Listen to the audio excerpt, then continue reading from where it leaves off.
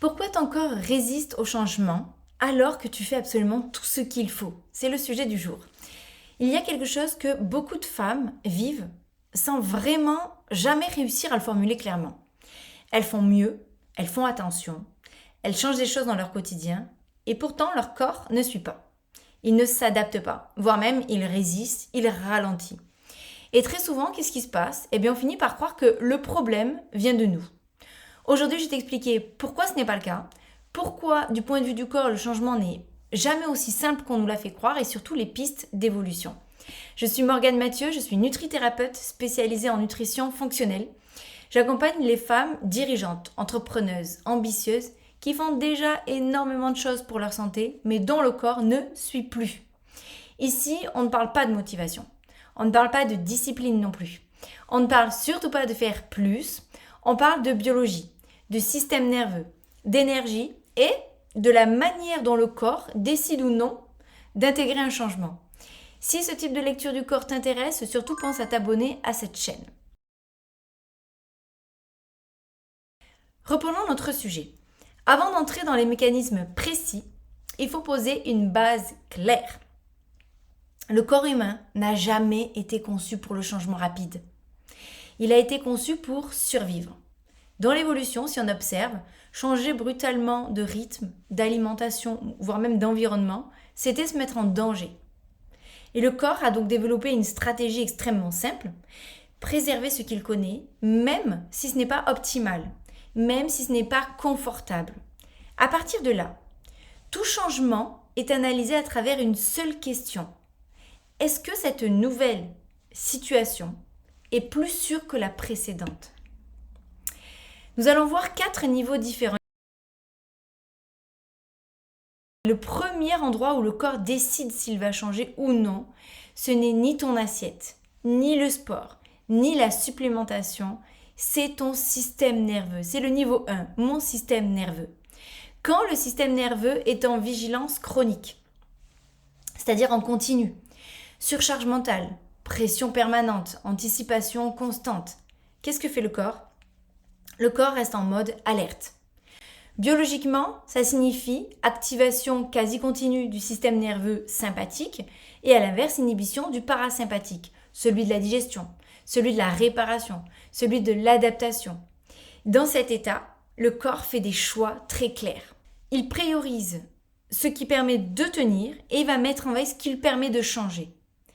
Concrètement, dans la vraie vie, ça ressemble à une femme qui se réveille, qui est déjà fatiguée, qui consulte ses mails avant même de sortir du lit, qui enchaîne les décisions toute la journée, mange rapidement ou devant un écran, et qui le soir n'arrive plus à décrocher mentalement.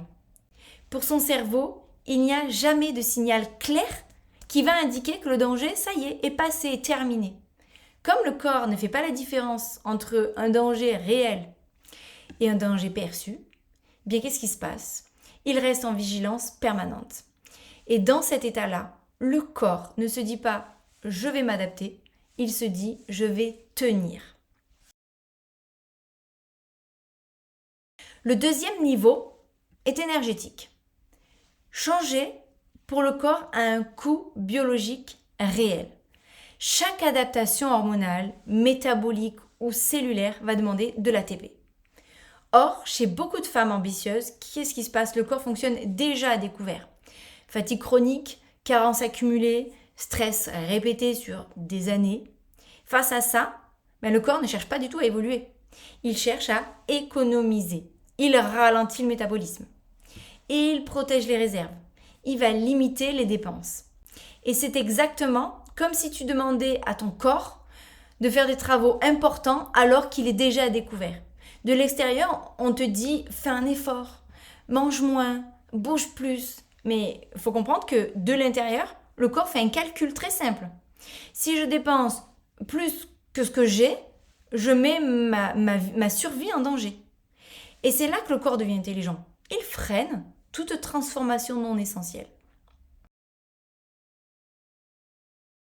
Le troisième niveau est celui du terrain biologique. Le corps ne change jamais dans un environnement qu'il perçoit hostile.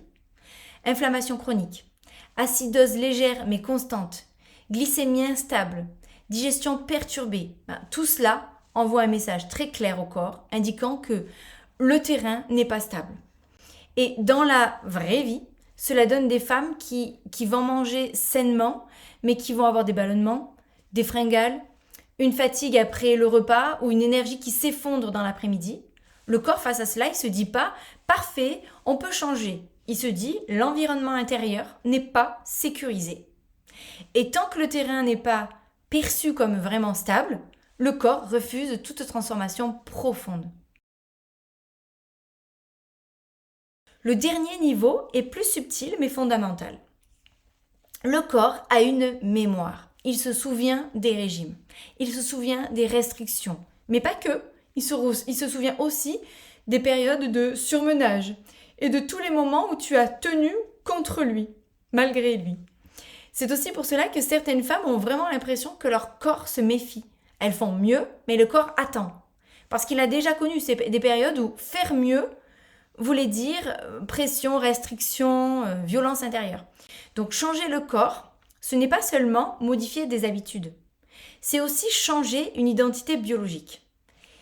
Et le corps ne s'engage pas dans cette transformation, ou en tout cas il ne s'engage dans cette transformation que lorsqu'il est sûr que le changement est stable, durable et qu'il est soutenable. Ce que moi je veux que tu retiennes profondément ici, c'est quoi? C'est que le problème n'est pas que ton corps résiste au changement.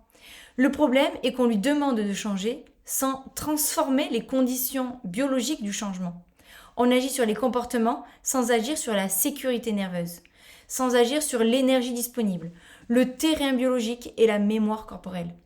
Tant que ces 4 niveaux ne sont pas respectés, le corps résiste, et résiste intelligemment. Si tu veux apprendre à travailler avec ton corps plutôt que de lutter contre lui, mais surtout abonne-toi à cette chaîne. Ici, on ne pousse pas le changement, on le rend biologiquement possible.